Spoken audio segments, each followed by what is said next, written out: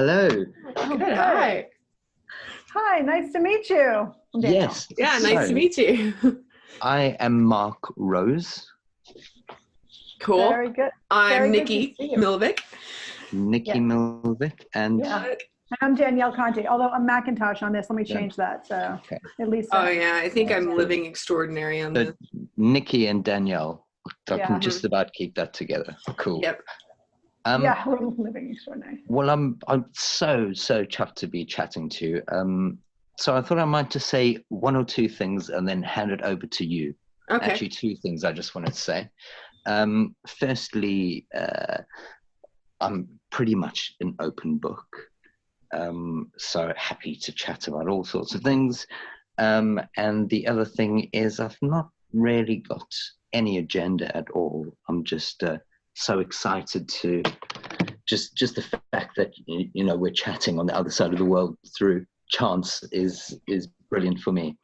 So I thought you might just want to lead the way. Apart from that preface from me, unless you had any other ideas. Okay, so what has been on our mind as of yesterday has been I sent Danielle this podcast.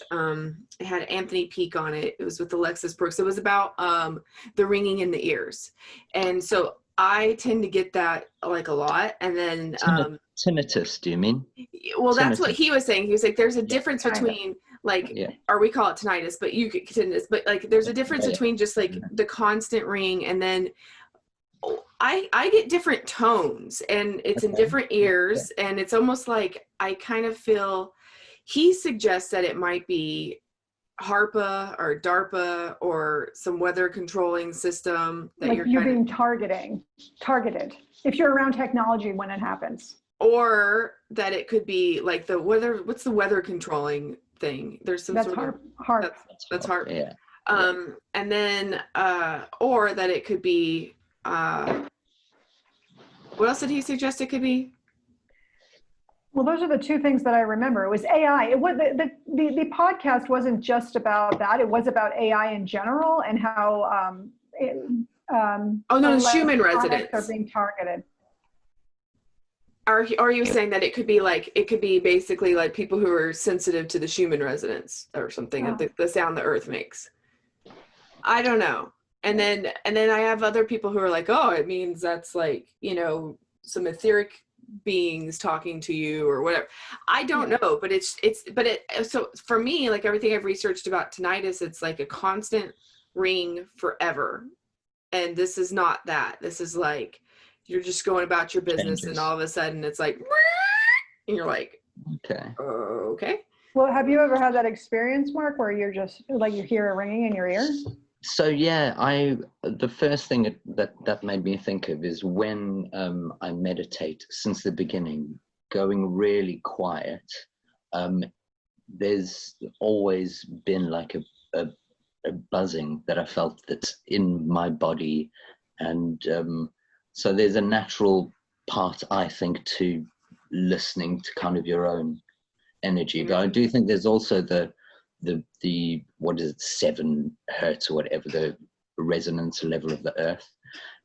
But basically, I think, depending on, are you talking about when you go quiet? Because for me, that's when I get very sensitive to it. And I think you can tune into all sorts of other things. It could be your own vibe. You could be channeling some other entities. You could be picking up on the radio waves or the harp kind of stuff. So I certainly believe in that extrasensory kind of perception, I think. And I think it's started or catalyzed by different things. Yeah. How's that for a start? I agree with that. I do think it's like there's things of this nature that have sort of happened to me for always, but I just think it's kind of ramping up, and I've just noticed a lot of people are talking about that. It's ramping up. So yeah. Well, the other thing is, it's interesting that you said that it happens during meditation, that when you tune in, then you can hear or you feel this other frequency, which is Yeah. Which is something that happens, but I think that there's another thing that happens. Like, for example, the other day I was cooking and I just out of nowhere, I heard this pitch. It was a pitch or a frequency. And then it started higher and then it kind of went lower. So that was one experience. I've had that other one, Nikki, with the gun. You can talk about that. But maybe I was in the sort of trance while I was cooking. And so that would be similar to a meditation in that I was doing this activity that I was really into. So maybe it was the same, like my own frequency brought it in, but who knows? I don't know. Can I come in on that? Because that made me think of another, sometimes, there is air pressure in your head and there are things going on with your blood pressure and stuff. And sometimes, also I think maybe like some gray matter expands a bit and something moves inside your head. And because I know that's, maybe what it reminds me a bit of like is sometimes when your air pressure changes, you kind of get a bit of a different sound. So I think another place is, your body, your head makes naturally sounds. Doing that, Yeah, I could see that. Yeah, I was telling Danielle earlier that I like if I had to describe sometimes the sounds, it'll be like not like if you hear a gunshot or a firecracker or something, like something very loud around you, how it's not the actual boom, but like right after the boom, there's like a pocket of silence. It's like there's almost like you can hear the silence and then like a slow hum ring or a different pitch comes out of that.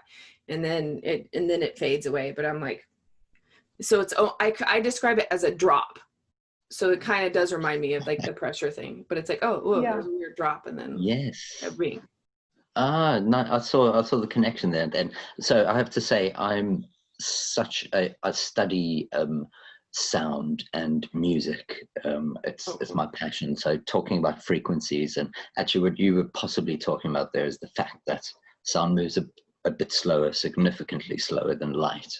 So when you see an explosion or something, there is that, or thunder, it's that I'm interested in the scientific, the wave kind of thing side to it.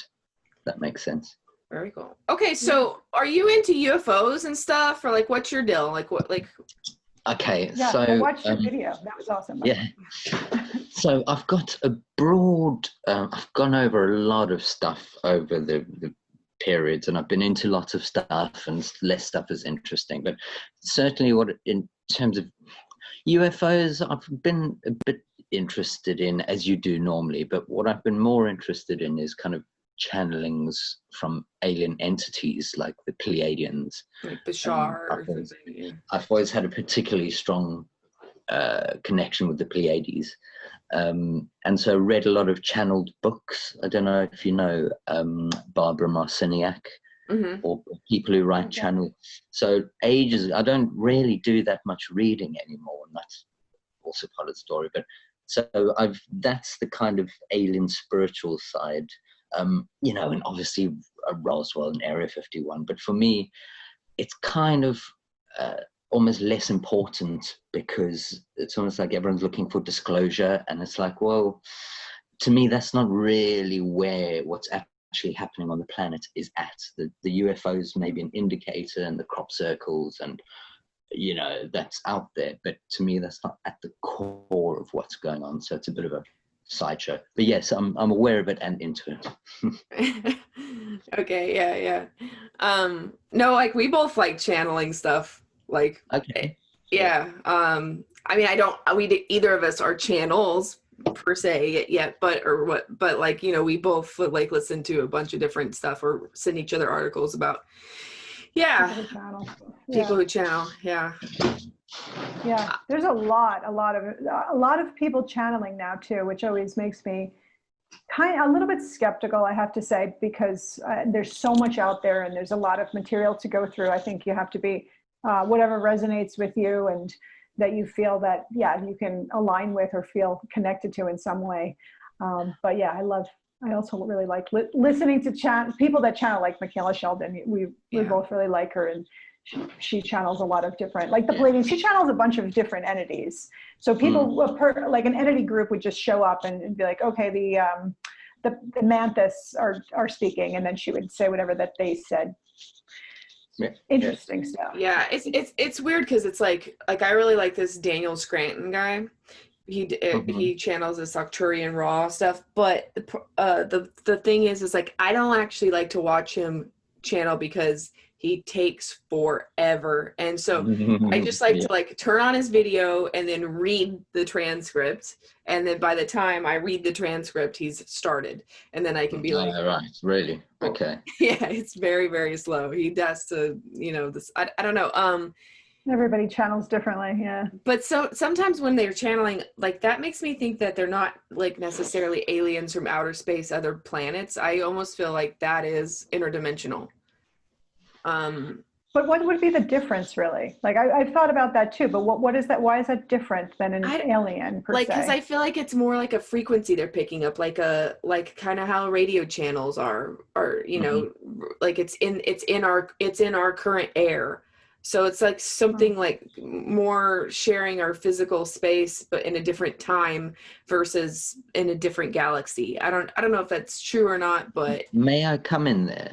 Yeah. Because so firstly, when you were talking about you guys channeling, what I think is we've all got access to the energies and the entities, and we can tune into whatever we want to. And the traditional way of the old school way of like verbally speaking or actually feeling an entity, that's one way. But increasingly, people these days, it's more subtle, where ideas come into your mind and you align with a certain kind of vibration, if you will, or energy, and those that energy comes towards you in a more subtle, you're not necessarily hearing a voice in your head telling you what to do. You're just picking up on stuff which is guiding you along your way. And so I think a lot of people are doing that, and they don't even realize it, because I believe everyone's has this extrasensory bit. And then your point about where it comes from is one I often feel I see people stumble over, because I hear a point, and it's like, well, does it matter? And I get this a lot. I see people getting stuck on the scientific fact basis of, is it right wing or is it left wing or whatever it may be. But the ultimate, I like to break things down a lot more simply. And so I think the aliens can be right here in the same planet with us, who then they could be greys, because we're all existing in this soup. So one day you might be picking up on an entity that's from the Pleiades. The next day you might be picking up on a local entity that might be like the fairy energy or the nature energy that is very kind of native to this earth, and that's we can tune into that. And then one day you might be talking to an alien from the future or the past, or an old spirit soul from the future or the past. And so I think it's wide open, and we've got access to all of that, and it's exciting because I hear more and more people kind of getting on that vibe. You know what I was thinking about the other day? I was thinking like, what would be their motive? Like if I was like a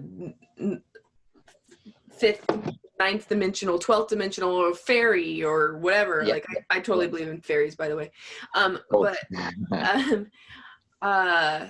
Like why would I want to be like, oh, there's like a human, I'm gonna go in and like mess with them or talk to them, or like I just feel like it from our perspective it seems like they care about what we're doing, but from their perspective I don't know why they would.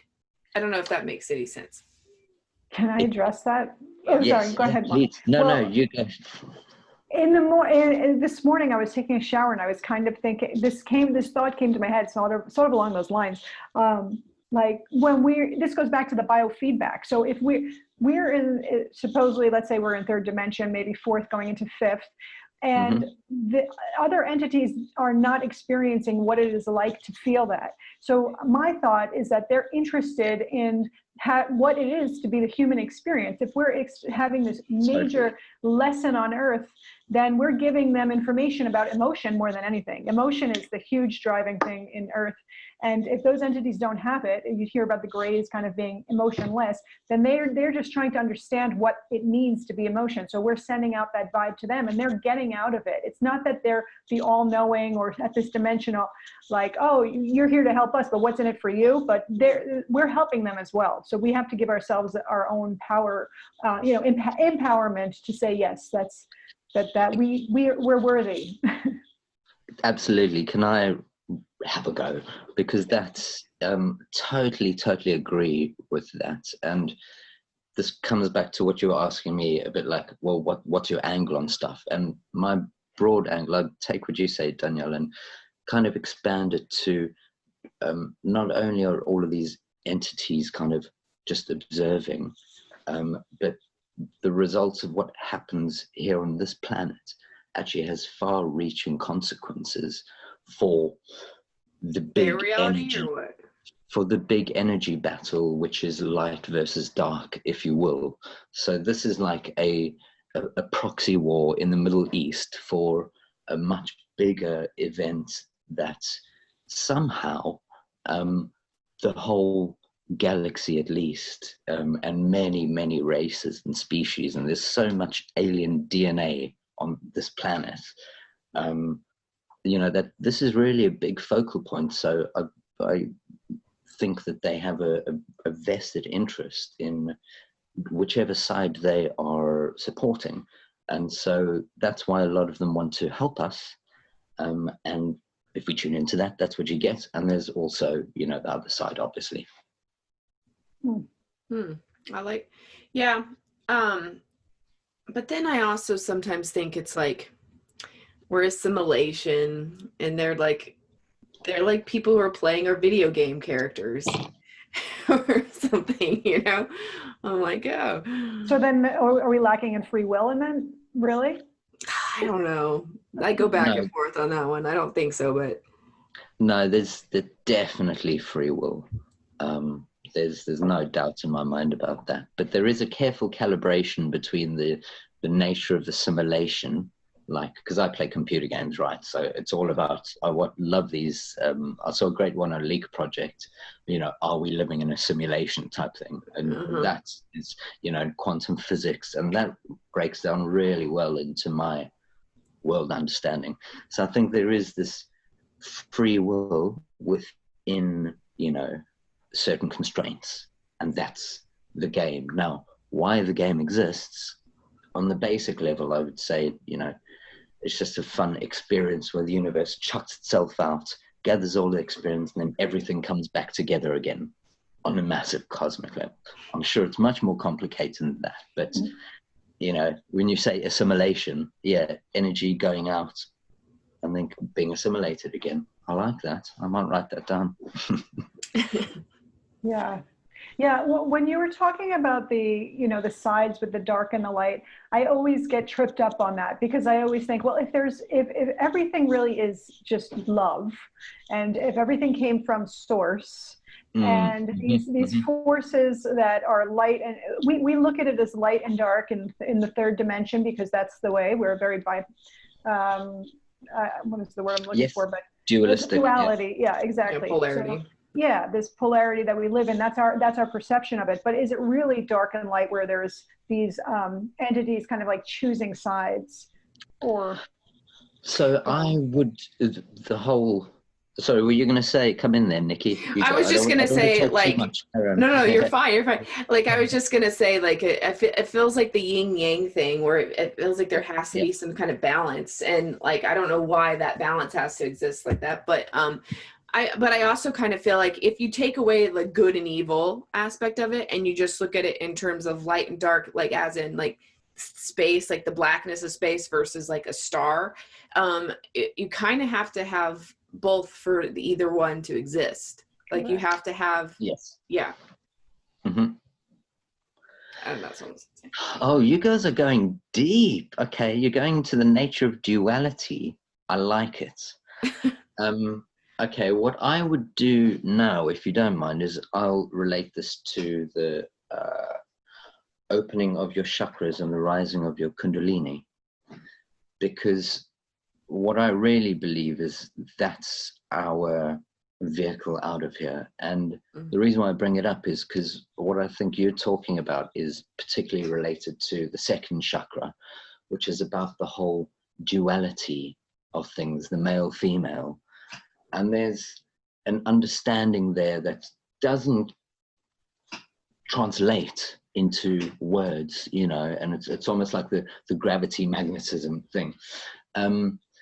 But I've lost my train of thought a little bit. Oh yes, what I was going to say is the love, the infinite love and oneness of the universe doesn't, until you kind of get your head around it, doesn't translate easily into the goodness and darkness, black and white type thing, because the, like, something that might seem negative to you, like a dark action, because if you deal with it properly, is going to help you become better and stronger, can be, and always is, an act made out of universal love, if the cause is to just gently scoot you along your way to challenge yourself and overcome stuff. Then bad, negative challenges will happen that you can learn from. Right. And that's not, you know, so it's not, depending on where you are, you can move yourself away from the good and evil thing, and it's more about aligning with what's right for you and less about the battle. And that's very much why I take myself out of society with that. All of my work is about my relationship with the universe, not trying to fix society. Anyway, I digress. Yeah, that is cool, because like I do think sometimes I'm like, okay, like, oh, we read this book that you would love called Mundane to Magnificent. It's like what was that? Sorry. It's called The Mundane to the Magnificent by Vera Stanley Alder, but she goes into like like basically how there's like a universe inside of you as well, and you gotta have to like, and as above, so below. Yeah, but it's just like done in a really cool way. You would actually love this book. But anyway, cool. Like I always think about that. I'm kind of like, okay, like especially with all this like whatever is going on in our world right now, okay? But like I'm like, all right, like maybe it'll get better if I just get awesome inside. Well, this I know that's dumb, but yeah. It's there we go. I found the right setting here. I can see you both. Brilliant. Okay, anyway, you cut out for a second. Yeah. Sorry, I forgot the last thing that you said because I'm having a beer. No, I was just afternoon. I was just saying that, like, I feel like if we all got our inner worlds in check, like it would reflect the outer world. Absolutely. Yeah, we have to start from ourselves, definitely. Yeah. That's the fundamental thing. I've got so much to say to you, and I'm so enjoying this. I just need to try and kind of balance my thoughts. Yeah, I think Danielle and I have noticed that a lot, like some of our more, I don't even know what you call us, like conscious friends. I don't even know if that's the right, but like we've been like starved of talking to other people that don't think this is crazy. So, you know, or just are interested in talking about it. Right. That's true. So so welcome. Thank you so much. Thank you. Yeah, well, this is why my plan, segueing nicely, is, so for years I've thought about like working the system from the inside. Oh, the system would change, and you know, I can have a platform and I can, you know, form a political party. I've thought of all of that crap. I realized actually a long time ago, to my health has improved since that point, that I am not responsible for all of that stuff out of there. And it's such a weight off of my shoulders, and I don't feel guilty for any of this stuff. You know, when people go about this climate change stuff and how it's almost like a self-flagellation. It's in the mainstream. Humanity is killing the earth, they're killing each other, you're all to blame, society, you know. And I just completely relieve myself of all of that, because I don't feel a part of that society at all. I sit on the outside, have a look in, work really hard, and I'm largely successful at not getting emotionally drawn into it. So I've realized that it's not about being a hermit, but it's about setting up a new system as far outside of the current system as you can get. And that's, for me, is, you know, hence my mission. But that's also how I live my life. That's why I'm an outsider. I don't have big kind of social groups anymore. And I just do my inner work. You know, I live alone and very, very happy. I'm single. And I do my work, and rather than protesting or, you know, even so many of the things, you know, trolling or social media, I can't be asked with any of that stuff. I just kind of try and keep my own energy cool, and I just work on my own improvements. And so I completely agree with you. I think that is the way forward for me, at least. Yeah. Oh, but I know I always am trying to like write like a Declaration of Independence for Mars.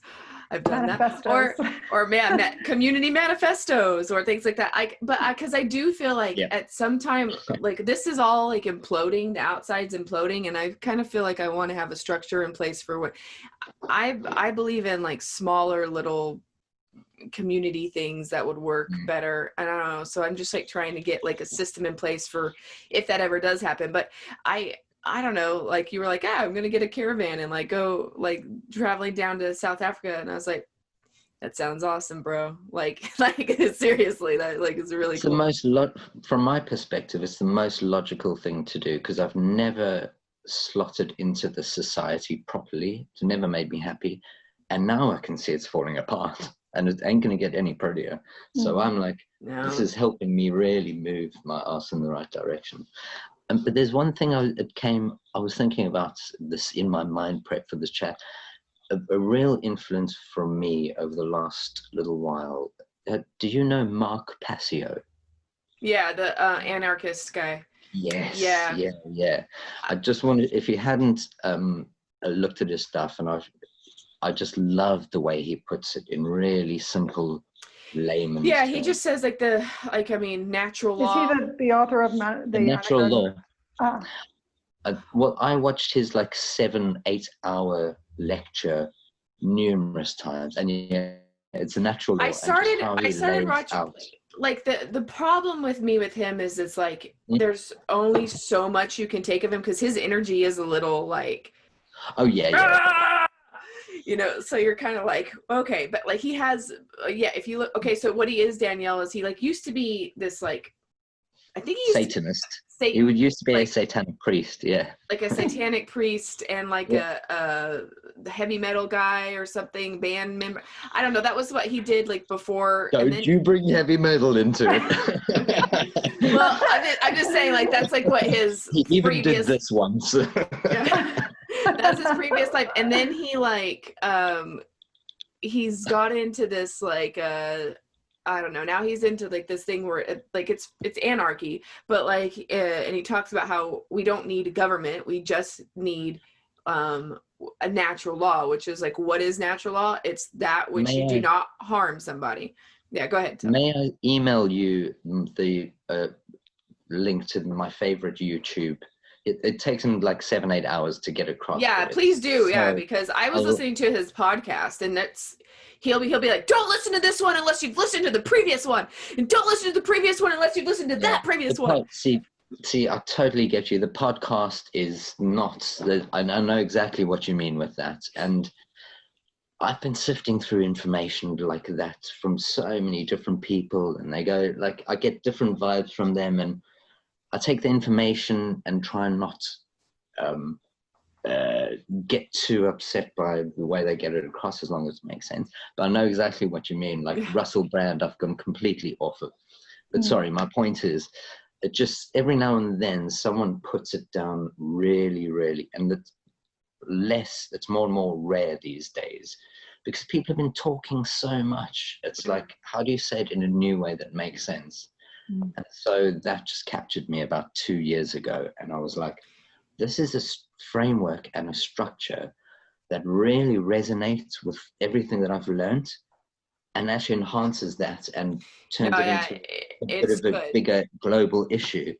And so I will send that to you. Enough about that. Cool. We don't need to chat about it, but I wanted to share that with you. Cool. But yeah, like so like I guess like I don't know why, but like I do study kind of a lot of like government systems and like how they work, like on a philosophical level. Not I'm not interested in current affairs at all ever usually, because that's just like I'm just trying to think about like, well, what because like in the US, if we think that voting for one person every 4 years is democracy, then that's funny. Like I think everybody would like to have more of an active role in like decision making than we currently do. And like so I've played around with a bunch of like direct democracy and like all this other stuff. But anyway, I do sort of feel like communities would work better if they were communities, like smaller and, you know. Well, I've visited intentional communities and been interested in communities and studied them a little bit for some of the graduate work that I did, because I wanted to know more about community living, like how the communes evolved into what is called intentional communities now. And I've told you about this one in Western Massachusetts that is a spiritual intentional community, but it's consensus decision-making. It's some of the challenge, we could go into lots of challenges and that kind of thing. And there are other people that haven't been as successful, and it's kind of like repeating a lot of the same wheel over and over. But I do think that these smaller communities throughout the world, it's not that my community is going to be the same as you, but it's going to be functional, and we'll be able to live peacefully, being like, okay, that works for your community, great. We can still work together. It's not that we need to have exactly the same mission. So I definitely like the idea of smaller intentional communities worldwide. But I really like, have you heard of Michael Tellinger? Like, yes. Oh yeah. Yeah, the Ubuntu movement. I'm such a fan. Yeah, me too. I feel like that's a really great way to potentially get over the money hump, because the money situation is like, we're so dependent on it. So I would really like to come up with business plans on how like that's my new plan, is thinking like, okay, I want to come up with a bunch of different fleshed out business plans, and then go to cities that are like 5,000 or towns that are like 5,000 people and try to like hold city council meetings and present them the business plan and be like, hey, do at least 1,000 of you, would you be interested in doing this? Like 1/5 of the town do this, because if you could, we could get this system off of the monetary system eventually on down the road. But like that, I think that's now what I'm starting to think would be kind of like the way forward. I don't know. So that is before the just getting a camper van and hitting the road. A bit of background. My real mission has actually been, and hopefully this will come of it, initially was to start a kind of a backpacker hostel type commune. And I've got inspiration from there's so many places, and beautiful places. I've been in South Africa where they take the tourism element and they bring the local community, and I mean the poor native non-white community, they bring them in and get the whole, get everyone involved, and that really inspired me.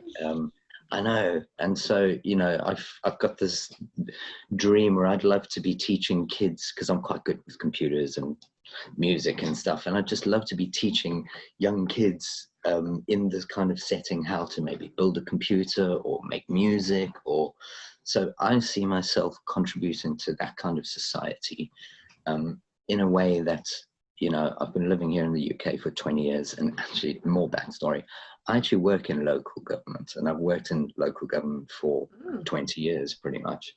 At the moment, and community development, I have to also say.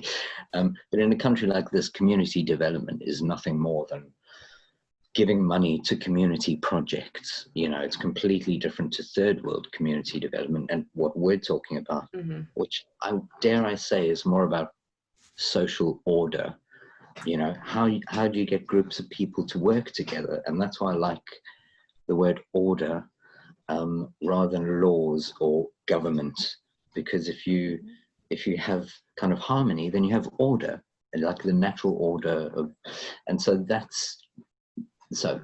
And I want to still make one based on the you know, the Earthship. Oh, I did the Earthship thing. Yeah, we met indirectly because of it. Yeah, that's how we met. We met because we were doing a build. Yeah, oh wow.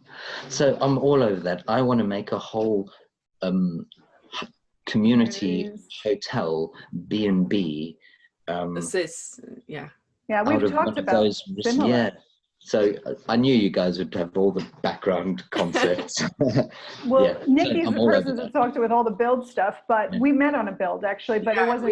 We were doing like it was like this Earthship people that were, it was like an Earthship and a dome building combined project that we met on. Was that in New Mexico? In Mexico. Yeah, that's what I did. I did it in Taos, New Mexico, and actually I'm moving to New Mexico. Where the whole mothership core of it is, the main project area. Wow. Yeah, and cool. I met Mike Reynolds. I talked to him for a while. Yeah. Cool.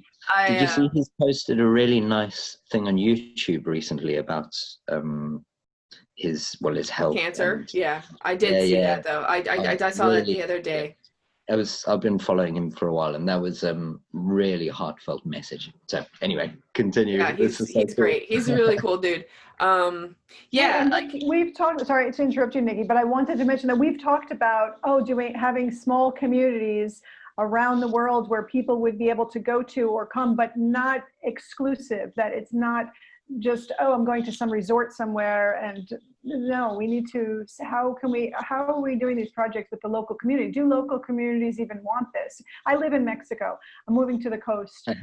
Here they have different styles. The people in the towns here have communal land that they do community projects on in the smaller villages, of course, not in the bigger cities. There's all sorts of great things that come out of it and all sorts of problems, as you can imagine. But anyway, I still like all the things that they're doing great. It's like, wow, let's see, how can we amplify that and learn from each other, really? And would we be able to then say, oh, okay, well, now I want to go to South Africa and visit you and spend a year there, or do an internship, or learn and contribute?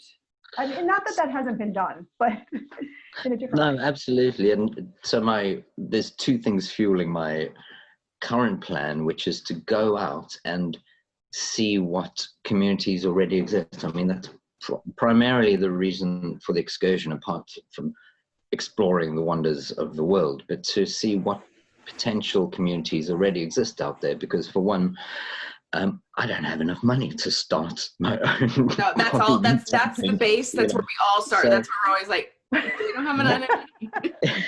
But also, as you are saying, there's so many projects out there. There's so many people who are much further ahead down the road that I am, that I can learn from. And so it makes more sense to me to actually put myself in the game, and through being mobile, being able to join and contribute to a number of these things and find and learn from them, and hopefully actually resonate with one where I feel I can fully commit to joining one of these.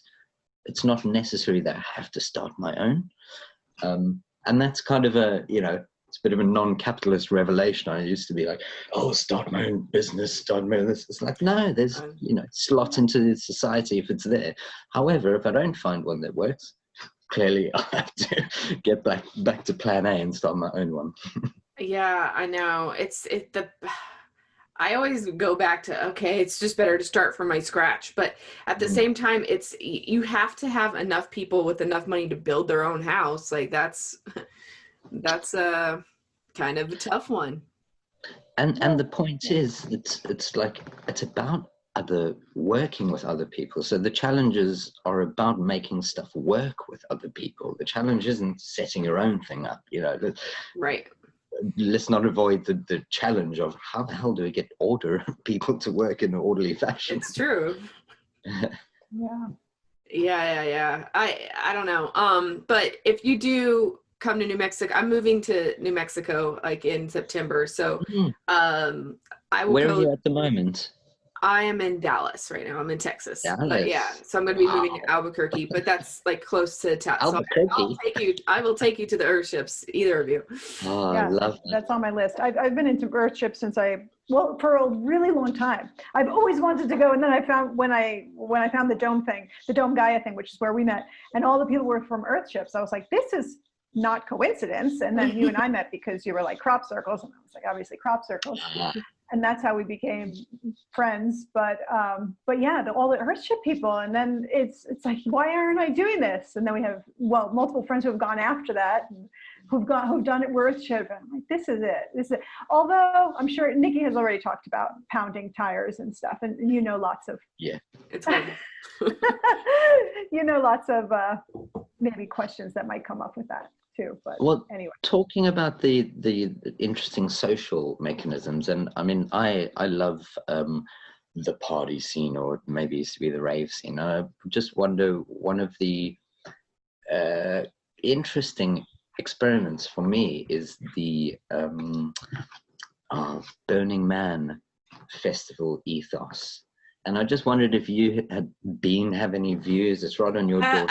I've been to some festivals, but I haven't actually been to Burning Man because it's become commercialized where it's expensive. It's like it's like thousands and thousands of dollars, and then it's like, okay, I have a lot of friends who've been, but it's like every year that I'm going to go, it's like, okay, well, I don't exactly belong to their camp, or how much they're. I mean. I know what you mean, but it's for me, what a commercialized thing where it's basically a bunch of like the tech guys from Silicon Valley that are paying like, $20 grand for a camper. That doesn't surprise me, but what I like, and again, I've been to a couple of that because they have parties around the world. It's a big cultural thing, but what I like is they had a certain really quite basic ethos, no money type stuff. And so for me, that's a bit of a social experiment, and interestingly in the festival kind of scene. And like I used to go to festivals a lot, and as far as I'm concerned, life everywhere you go should be like attending a festival. That's the utopia for me. Wherever you go, there's something fun to see. So that's a bit simplistic, but that's actually the highest, that's the happiest I've ever seen people. So that's why I like the experiments of Burning Man, but I completely get the reality that it's become over commercialized. I still would like to go, don't get me wrong, but like I don't know, but there's a lot of littler festivals too that have cool stuff going on too. Well, this is what I mean. I can't deal with big parties or really big crowds anymore. I turn 40 this year, and I feel thank you, and to both of you. But I feel like that's all that big. The problem I have with festivals at the moment, and society in general, like you were saying about Burning Man, is I just find it this big charade where, like the New Age movement and the festival movement, where you've got people who are wearing the clothes and saying the things, and it's almost become so fashionable. The whole, I think the New Age movement is kind of capitalized on it quite a lot. And I've just found, that's in those situations when people have been put to the test, and they, wear all the colors and say all the things, they just tend to just revert back into normal kind of sheeple. And it's just all become so fashionable. So that's why I'm kind of really remove myself. I can't even I love music, but going up to London to go to a gig with thousands of people, even if it were allowed, it sounds like a nightmare. Where are you in the UK? I'm just south of London, about an hour out of London. Like Bristol or like? Or it's called Hazelmere, actually. Okay. So it's, yeah, London. I lived in London for 3 years. Oh, I see. Okay, well, it's Yeah. close to Guildford then. So Okay. Surrey. Okay. Cool. And so I actually, bit of personal detail. I work for the South Downs National Park.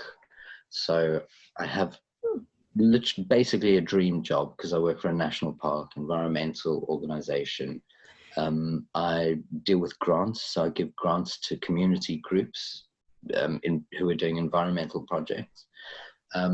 So, I mean, on paper especially, it's all wonderful, but I'm dealing with a society in a way, with people and in a system that's just it's actually soul destroying to do it. And I realize I can't do it that much longer.